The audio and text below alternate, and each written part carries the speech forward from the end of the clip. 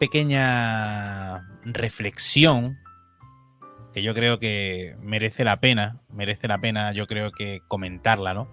Porque Rossi tuvo estas declaraciones, en mi opinión, bastante desafortunadas, ¿no? Bastante desafortunadas hace unos días, cuando dijo, no me extraña que consideren que su elección es una broma, ¿no? Hablando por el fichaje por Ducati, ¿no? Y dice, Valentino Rossi llama personaje a Marc Márquez. O sea, que Valentino Rossi llame personaje a cualquier otro me parece increíble, ¿no?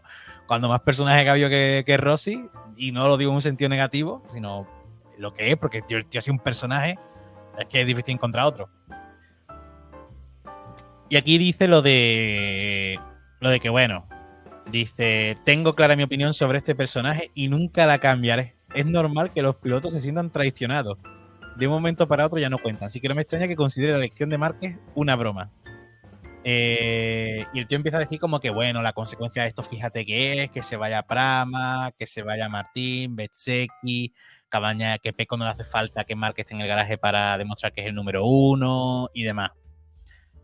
Y esto es una cosa que yo, sinceramente, pues me hace gracia, ¿no? Porque, no sé, tío. O sea, Valentino Rossi, que es una leyenda indiscutible de MotoGP, vuelve a tener declaraciones que encienden de nuevo la polémica con Marc Márquez, ¿no?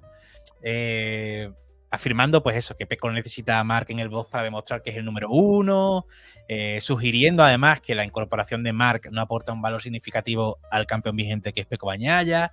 Y yo creo que estas palabras reflejan algo más que una simple opinión, sino que reflejan pues esa sombra del pasado, ¿no? Que Rossi no parece que esté dispuesto a dejar atrás y que nunca lo hace y que siempre está con eso cada vez que puede, tío, cada vez que puede.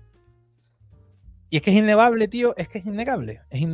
Es que el impacto que tuvo la temporada 2015, la carrera de Rossi, esa rivalidad que tuvo con Lorenzo por el Mundial, acabó marcando uno de los capítulos, yo creo que más polémicos de la historia reciente de MotoGP, si no el más polémico. Sin embargo, y lo vuelvo a decir, creo que es importante recordar que Rossi fue quien inició esta guerra. Verbal y estratégica por su parte, que subestimando quizás la capacidad de Márquez para enfrentarse a él fuera de la pista, a nivel eso psicológico, tanto dentro de la pista, le salieron mal. Yo creo que lo subestimó. Y al final las consecuencias fueron claras. Rossi acabó perdiendo el campeonato en la última carrera y desde entonces lleva cargando con eso, con esa herida, que estamos acerca de que pasen 10 años y es que no cicatriza. Se nota que a Rossi no le cicatriza. Y lo curioso es que, precisamente como digo, casi una década después, Rossi sigue buscando cualquier oportunidad para atizar a Márquez. Es como si aquel episodio le hubiese dejado una espina clavada que no puede ignorar.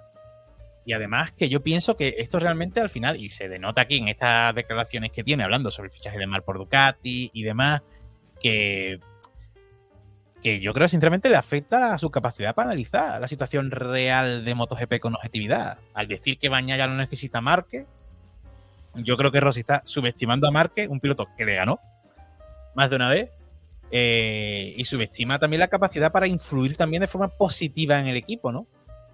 Porque yo creo que también se olvida de que una competencia interna también es un motor poderoso para incentivar y motivar a los pilotos, ¿no?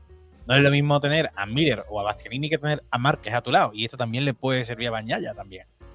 Yo creo que esto puede llevar incluso a ambos, ¿no? A otros niveles de rendimiento. Pienso. Yo no sé vosotros qué pensáis al respecto, pero yo pienso esto. Y al final yo también pienso que es irónico que Rossi, con toda su experiencia y sabiduría, siga atrapado en rencillas del pasado. 45 años que tiene Rossi. No sería, yo creo, sinceramente, yo pienso. A ver, siempre es difícil ponerte en las botas de otro, pero yo pienso. ¿No sería más lógico que adoptara una postura más conciliadora, tío? Reconociendo el talento que tiene Márquez, no llamándole personaje, y la oportunidad que representa la llegada de Márquez a Ducati es sin duda una cosa que enriquece el campeonato.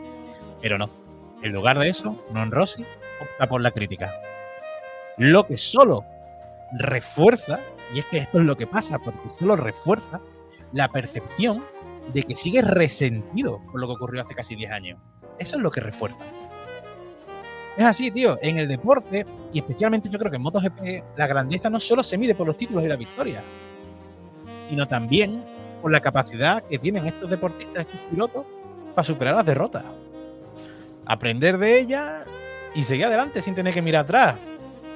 En este sentido, yo pienso que las constantes alusiones de Rossi a su rivalidad con Márquez, a que no tiene ese título más por culpa de Márquez, lo hacen parecer como alguien que no ha cerrado ese capítulo en su vida. Y esto yo creo, y esto es mi opinión, que en lugar de fortalecer su legado, lo debilita. Ya que al final él, de forma indirecta, sugiere que su carrera, por brillante que haya sido, que es de las más brillantes de la historia, quedó marcada indeleblemente por una derrota que no puede aceptar.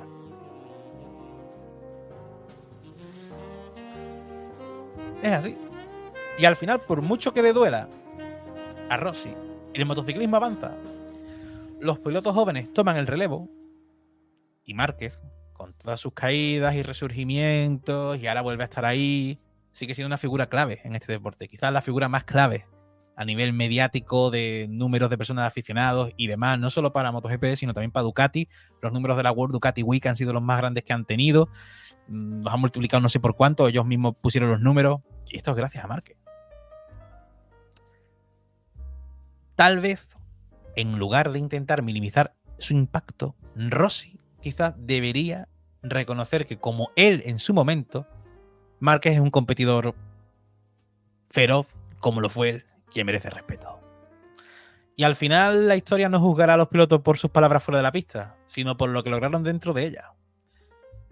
Y en ese sentido, tanto uno como otro les duela más a unos fans y más a otros, ambos han dejado huellas imborrables, aunque caminos muy diferentes. Valentino, que sé que estás viendo esto.